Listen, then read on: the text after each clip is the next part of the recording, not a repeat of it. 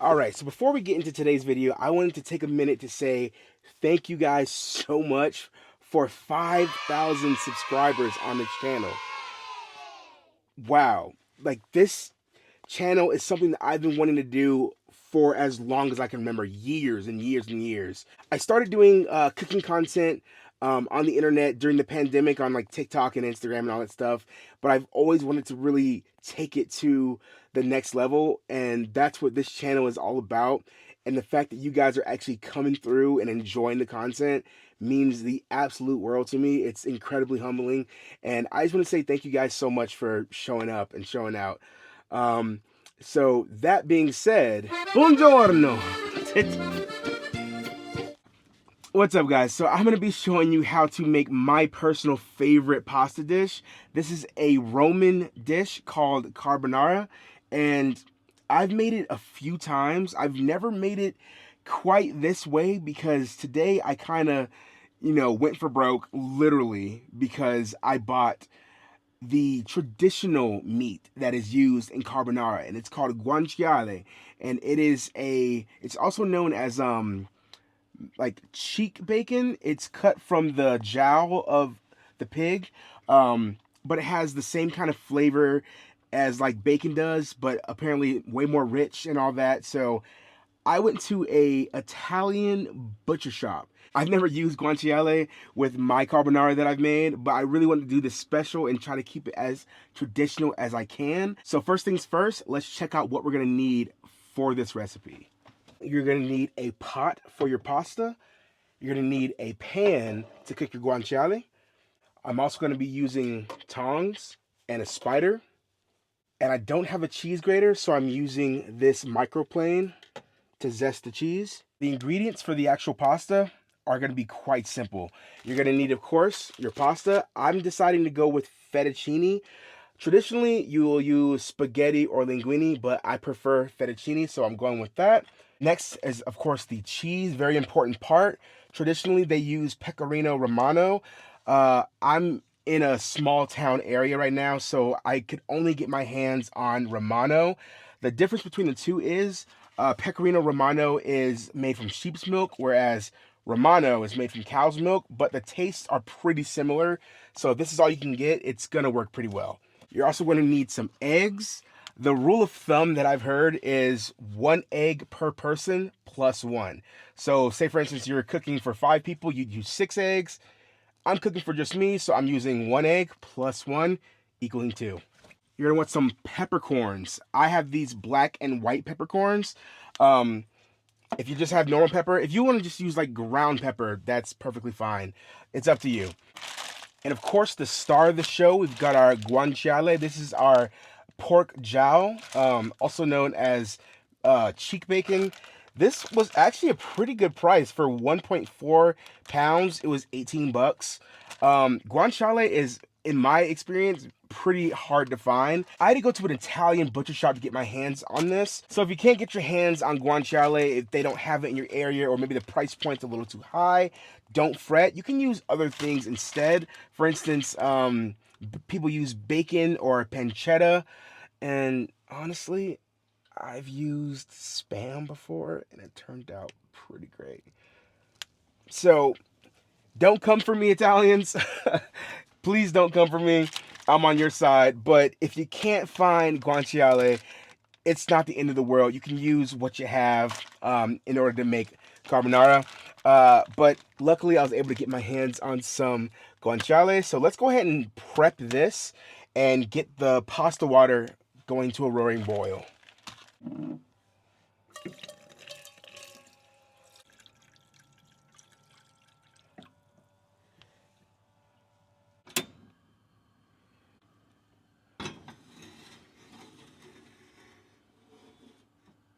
All right, so while the water is coming up to temperature, got some parchment paper so we can go ahead and cut up our guanciale. I like to ball the paper up.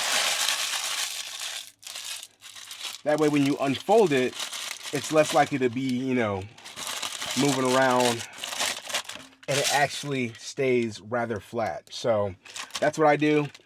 Got the guanciale here. Let's go ahead and get it on the paper. and get to trimming. So with the guanciale, it's got the skin on it right there. You're not going to want to use that, so you're going to want to trim off the skin. So let's do that right now.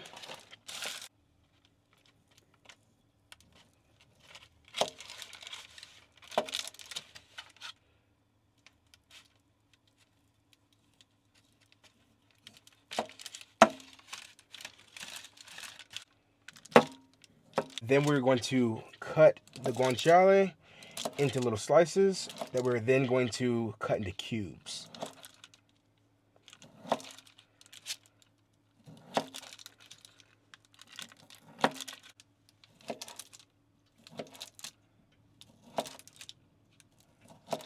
And you just want them to more or less look kind of like this, little cubey strips. Not too big, not too small. Now this is a cured meat, so you can eat it just like this. I actually want to give it a try.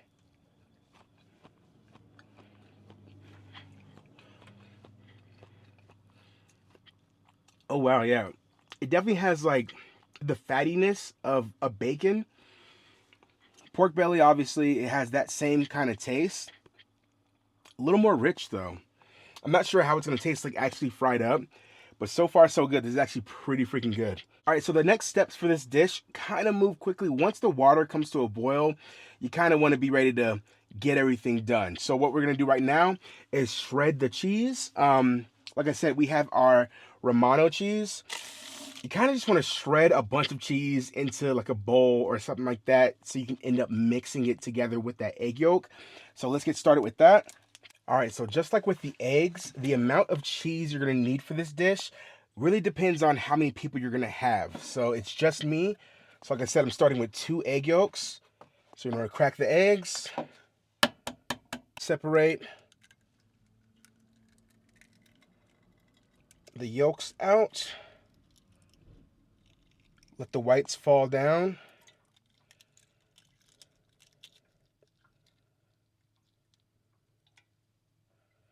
And keep that yolk, like so. You're gonna do that one more time. Just let the yolks stay in the shells while the whites roll out.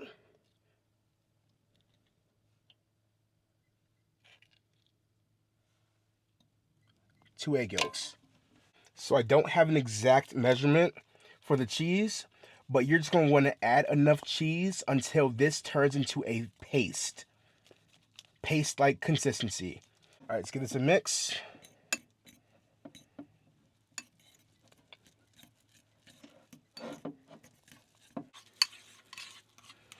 But yeah, this is kind of the consistency you want to have. You want to turn it into a paste. Now we're going to toast up some peppercorns and grind them down in the mortar and pestle. Turn that on low. So got these peppercorns. I'm just going to pop these open.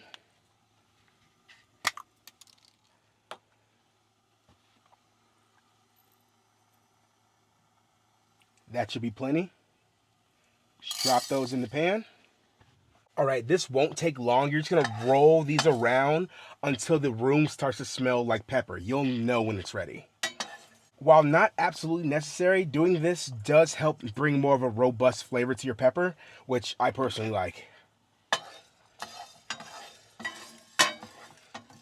You just wanna make sure you move them around so they get toasted evenly. That smells heavenly. These are ready to go. All right, we're gonna move these, cut the heat, and put these into our mortar and pestle.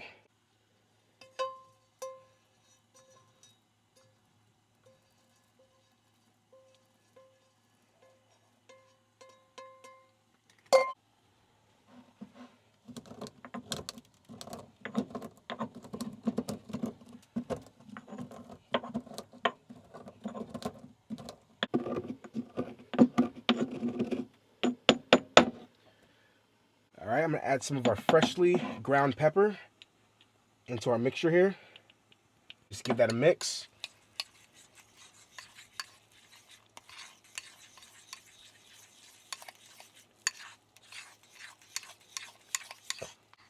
That's looking beautiful. All right, don't forget to salt your water. right, pasta in. All right, so I'm gonna have this pasta boiling for about 9-10 minutes.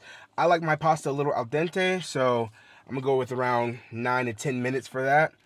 Once this hits around 6 minutes left, we're gonna go ahead and throw the guanciale on there. I kind of want everything to be done at the same time.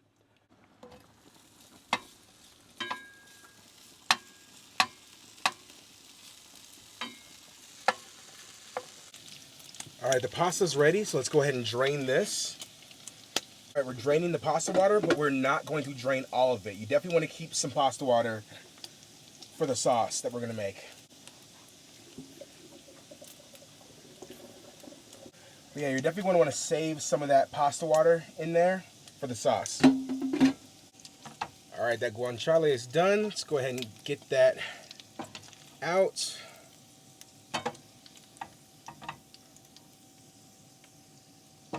Just like the pasta water, you're going to want to save a little bit of this oil.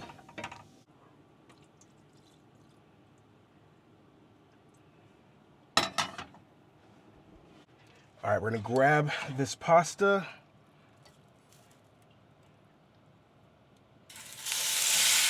Into the pan. All right, make sure your pan is off. You just want to stir that around for a little bit.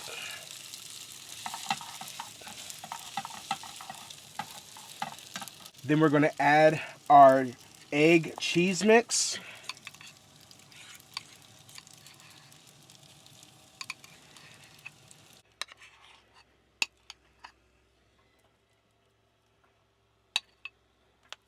All right, then you want to slowly start adding in the pasta water while stirring so you can temper the eggs.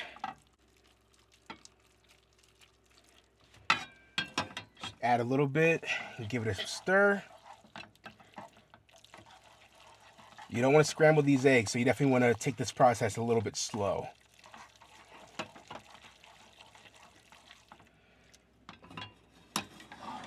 A little more.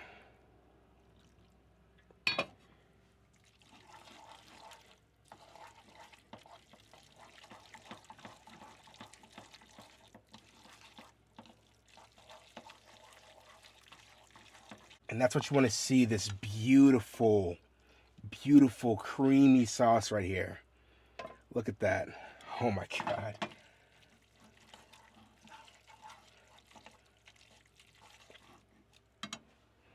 Then you want to throw back in your guanciale and mix it up some more.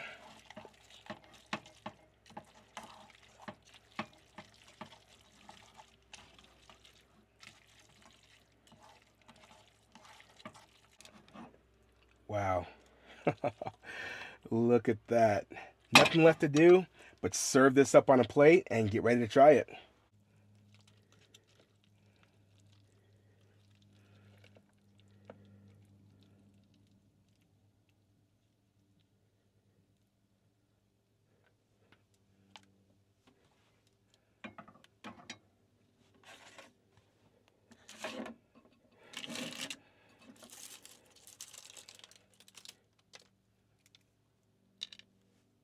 A few more crispy pieces on top. A little more of that fresh pepper. Wow. And there we have it, folks. Beautiful, creamy guanciale carbonara. This looks incredible. I've never made carbonara with guanciale before. I'm super stoked to try this out. I am drenched in sweat. It's very hot in here. I can already tell this is going to be worth it. So without any further ado, let's go ahead and dig in. Let's go ahead and get a little bit of everything twisted up.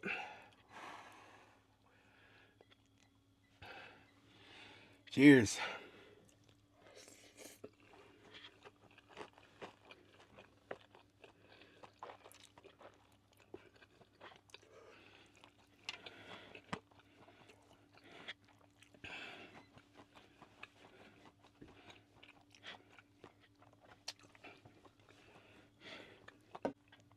The simplicity of this sauce cannot be understated. It's just yolk and cheese. And it creates this velvety, beautiful sauce. I will not sit here and lie to you guys. I definitely added way too much pepper. So if you're following along, don't add as much pepper as I did, because it kind of does take away from the overall experience. I added a bit more than I usually do, kind of on accident, because normally I just crack it in there. This is my first time using the mortar and pestle, so use a little bit too much. But that being said, this is still a brilliant pasta. This guanciale is crispy, delicious. The sauce is velvety, smooth.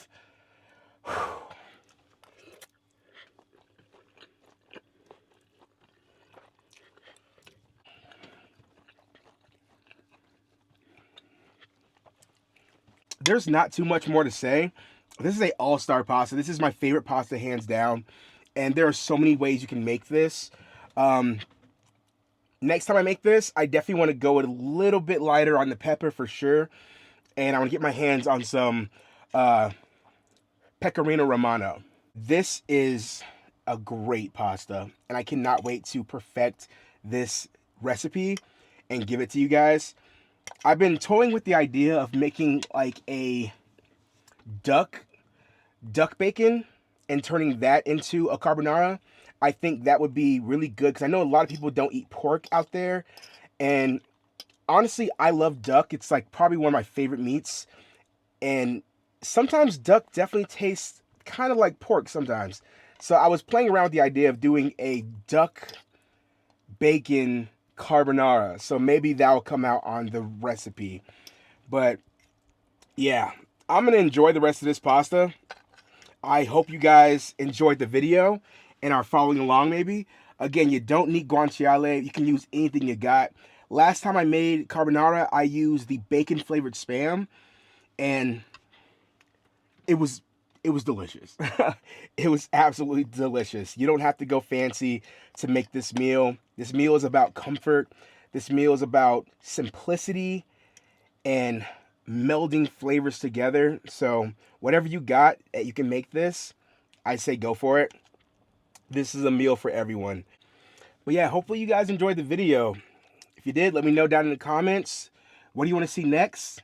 I got a lot planned for you guys. I'm so excited to show you. Thank you again for 5,000 subscribers. Really means the world to me. Yeah, that's going to do it for me. So until next time, guys. Ciao.